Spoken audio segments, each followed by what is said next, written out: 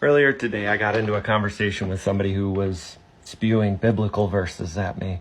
And inevitably, that conversation moved on to abortion is murder and it's against the Bible. All right, let's see it.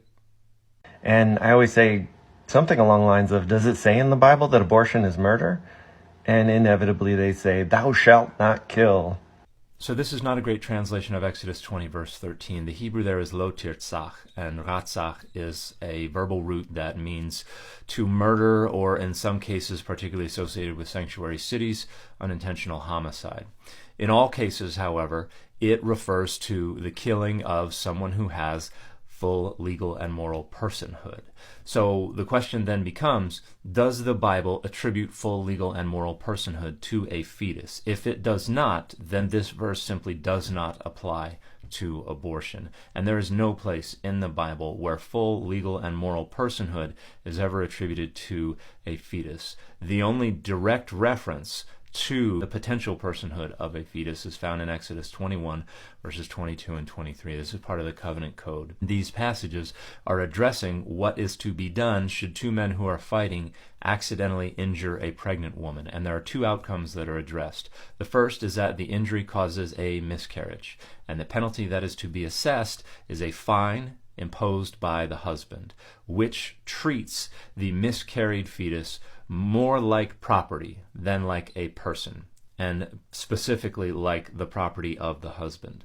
The other outcome that is addressed is if the injury results in the death of the pregnant woman, and the penalty there is life for life, the death penalty. So what that indicates is that a fetus is not considered the equivalent of a full legal and moral person, but something less than, something closer to property and further away from a full legal and moral person. Now, there are some people who are going to object to this reading and say, no, it's referring to one outcome where there is premature birth but no further injury to the baby, and then the other outcome is miscarriage. And there is no support for this. This is a misreading of this passage, and that's very clear.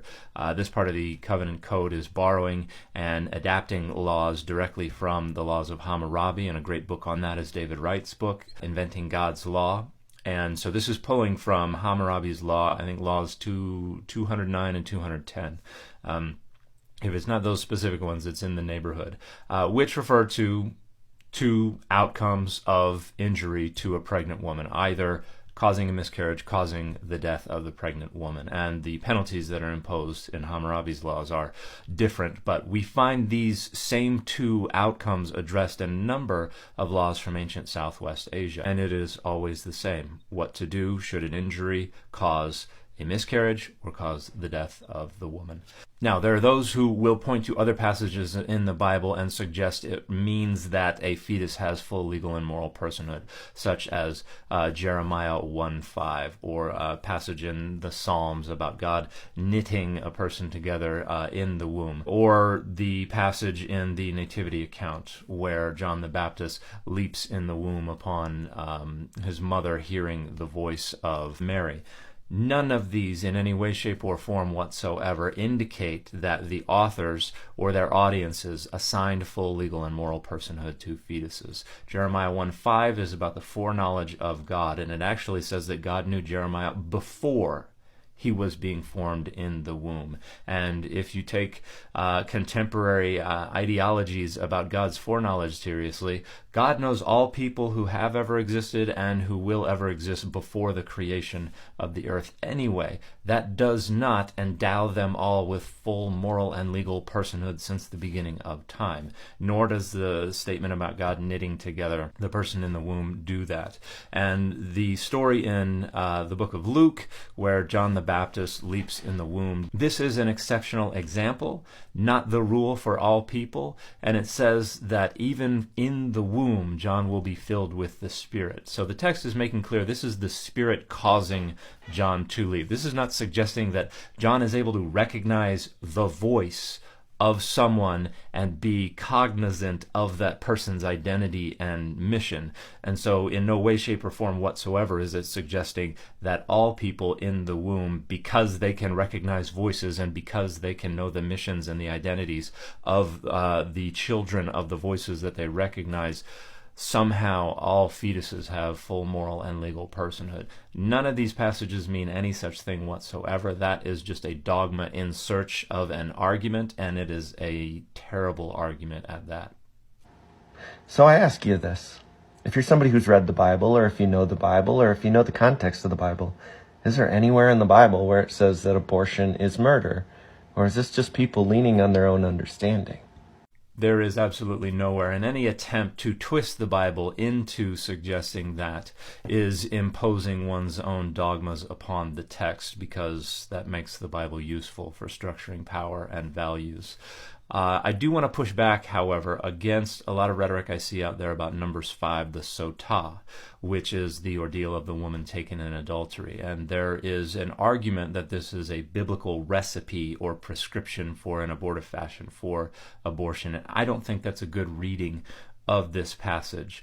To begin with, the earliest debates we see about the interpretation of this passage are arguing over whether or not it would be appropriate to involve a pregnant woman in this ordeal. I don't think there's a good case to make that the text envisions this involving a pregnant woman. There's certainly nothing that explicitly indicates that. The reason that some people argue that this refers to abortion is because there's a verb that's being used in describing the punishment if the woman is guilty. That is a very, very rare verb. And it can mean something like disfigurement, but it can also mean blooming.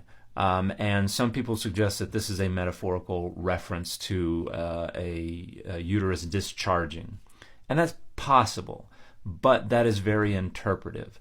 And I think within the context, it is far more likely that the penalty here is a reference to disfigurement of the genitals as an indication of infertility. Because this imagery in other ancient Southwest Asian literature usually has to do with infertility. And the blessing, if the woman is innocent, is that she will conceive. The blessing is greater fertility. And the fact that she will conceive is pretty strong indication that there is not a pregnancy in view in this text. Some people will argue that the woman becoming pregnant is what arouses the suspicion of the husband, but nothing in the text indicates that. And the fact that the blessing is that she will, in the future, conceive, that's a blessing of fertility that indicates she is not pregnant at the time.